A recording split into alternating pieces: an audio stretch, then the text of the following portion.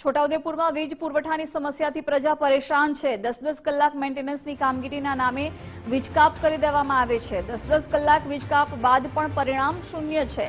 વારંવાર વીજ પ્રહાર ખોરવાતા સ્થાનિકો પરેશાન થયા। સ્થાનિકો MGVCL નાયબ કાર્યપાલકના ઘરે પહોંચ્યા। ઇજનેર ફોન ન ઉપાડતા સ્થાનિકોએ ઘરે જઈને હોબાળો કર્યો હતો। અમે यहाँ मैडम ना घरे आया छे। અમે ઓફિસ પર બી ગયા લાઇટ વાસ્તે। 8 દિવસ અમારે यहाँ લાઇટની ઘડી ઘડી મગજમારી છે। બંધ જ કરી દે। આખો દિવસ રાતે આપે છે ને દિવસે આપે છે ને વોલ્ટેજ તો લો હોય છે કે કઈ વસ્તુ ચાલતી જ નથી। અમે મેડમ ના ઘરે બેહીને ઊભા છે।